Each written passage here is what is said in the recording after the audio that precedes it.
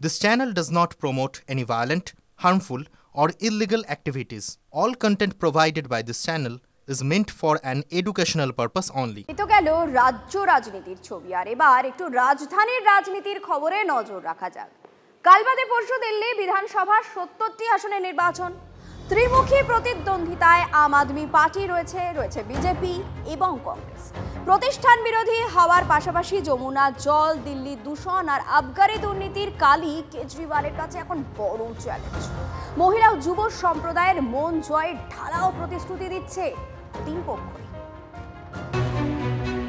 দেশের দিল দিল্লি, দিল্লির দিলেকে আগামী ৫ বছরের জন্য কার হাতে যেতে চলেছে দিল্লি বিধানসভার মসনদ? বুধবার দিল্লিবাসীর ভোটের লাইনে দাঁড়ানোর আগে তা নিয়েই জোর চর্চা। দিল্লি বিধানসভার মোট আসন ৭০, ম্যাজিক ফিগার ৩৬। পর দুটি বিধানসভায় ৬০-এর বেশি আসন জিতে বিজেপি ও কংগ্রেসকে কার্যত কোণঠাসা করে দিয়েছেন কেজরিওয়াল। এবার পরিস্থিতি একেবারে আলাদা। দুর্নীতি বিরোধী আন্দোলনের মধ্যে দিয়ে উঠে আসা কেজরিওয়ালের গায়ে আবগারি কেলেঙ্কারির কালি।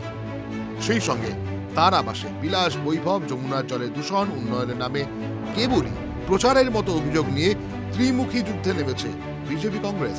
अब पूरी दिल्ली के माहौल से ये तो साफ हो गया है कि आम आदमी पार्टी ऐतिहासिक जीत की तरफ बढ़ रही है और भारतीय जनता पार्टी अपने एग्जिस्टेंस के सबसे बुरी हार की तरफ बढ़ रही है। इस बार दिल्ली की जनता ने मन बना लिया है, चाहे जो भी हो, भारतीय जनता पार्टी को 2/3 मेजॉरिटी दिल्ली में देनी ही देनी है। बार बार प्रधानमंत्री जी जब कहते हैं कि हम अच्छा काम करेंगे तो दिल्ली के लोगों में बीजेपी की एमसीडी याद आती है, कूड़े के ढेर याद आते हैं, टूटी हुई सड़कें याद आती हैं। जब केजरीवाल कहता है कि मैं पेरिस लंदन बनाऊंगा तो वो गड्ढे दिखते हैं उनको, उनके अंदर भी 1.5 साल में एमसीडी में कूड़े की सफाई दिखती है, यमुना की गंदगी दिखती है।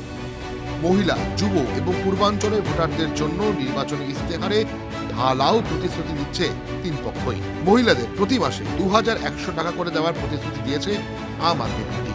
বিজেপি বলছে তারা ক্ষমতায় এলে মহিলারা পাবেন 2500 টাকা করে। গরিব পরিবারের একজন করে মহিলা সদস্যকে মাসে 2500 টাকা দেওয়ার কথা বলছে কংগ্রেস। খয়রাতির রাজনীতির কার্যত প্রতিযোগিতা চলছে দিল্লিতে মোট ভোটার 1,56,00,000।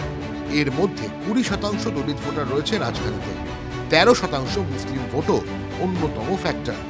দিল্লির সব বিধানসভা মিলিয়ে মধ্যবিত্ত ভোটার আছেন প্রায় 40%।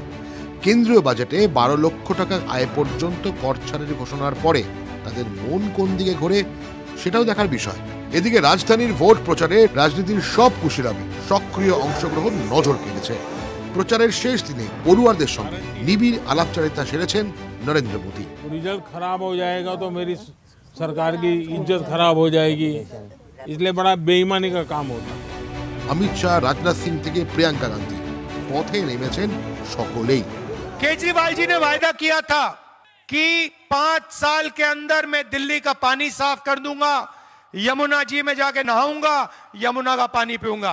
केजरीवाल जी, दिल्ली का पानी पी लीजिए, 1 गिलास पी लीजिए, फिर देखते हैं क्या होता है। अस्पताल में मिलेंगे आपसे। केजरीवाल जी, आपने तो यमुना जी को स्वच्छ नहीं करा।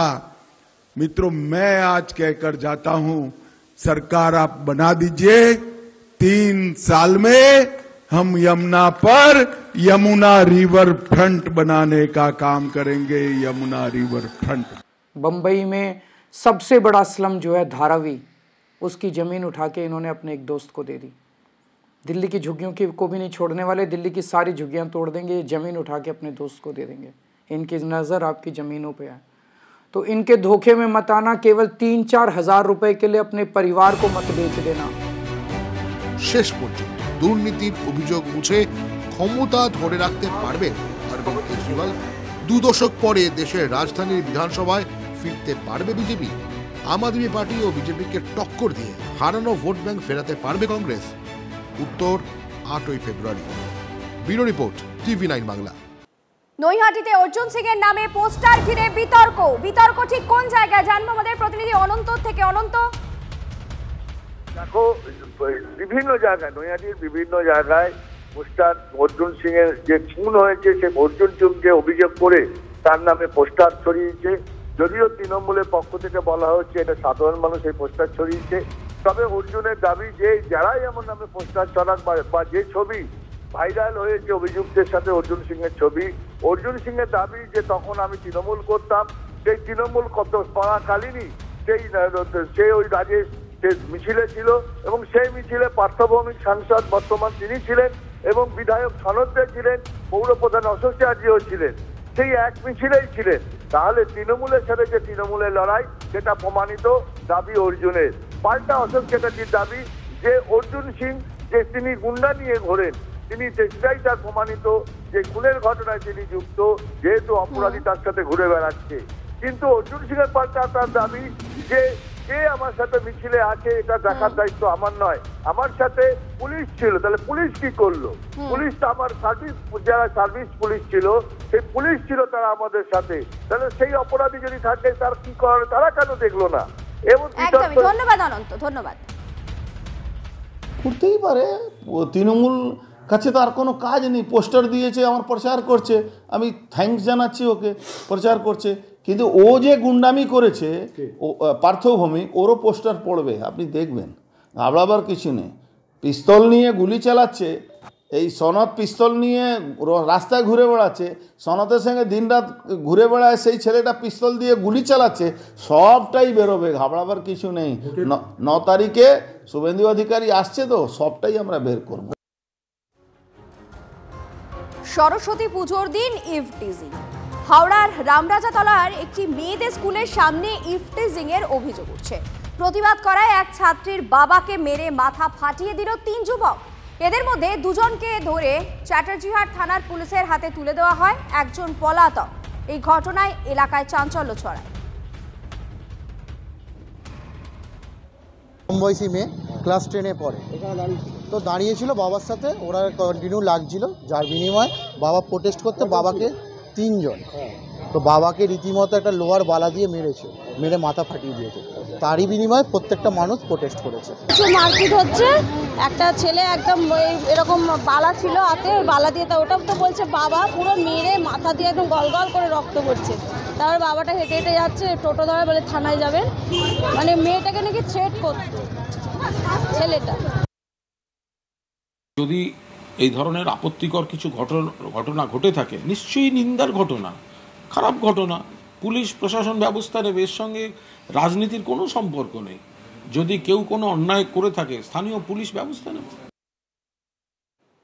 কুলতলি লোকালয় ফের বাঘের পায়ের ছাপ, আতঙ্ক মইপিট উপকূল থানার উত্তর বৈকুণ্ঠপুর এলাকায়। একাধিক জায়গায় বাঘের পায়ের ছাপ দেখতে পান গ্রামবাসীরা। আতঙ্ক ছড়িয়ে পড়ে। খবর পেয়ে ঘটনাস্থলে পৌঁছন স্থানীয় মইপিট উপকূল থানার পুলিশ এবং বন দফতরের কর্মীরা। মাখড়ি নদী সাঁতরে লোকালয়ে বাঘ এসেছে অনুমান করছে বন দফতর। পায়ের ছাপ দেখে বাঘের অবস্থান জানার চেষ্টা চালানো হচ্ছে।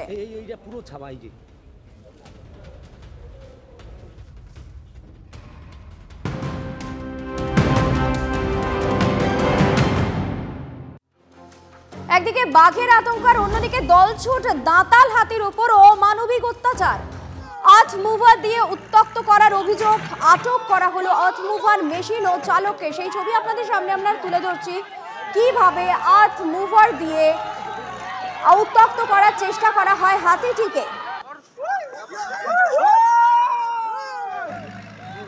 আটক করা হয়েছে এই ঘটনায় আর্থ মুভারের মেশিন এবং চালককে। এই জেসিবিটা কারা ওখানটা ইনভলভ করলো, মানে ডিপার্টমেন্ট নাকি না সেই বাগান কর্তৃপক্ষ, না সেই জেসিবির মালিক সে নিজের থেকে চলে এসছে? তো এখানে বড়বাবুর সাথে যেটা কথা বলে বোঝা যাচ্ছে যে ডিপার্টমেন্ট থেকে জেসিবিটা ইনভলভ করেনি। এখন আমরা যেটা বুঝতে পারলাম শেষে যে ওটা জেসিবিটা নাকি নিজের থেকেই ওখানটায় গেছিলো, ওকে কেউ পারমিশন দেয়নি। তো এখন আমরা জেসিবির বিরুদ্ধে একটা অ্যাকশন নেব।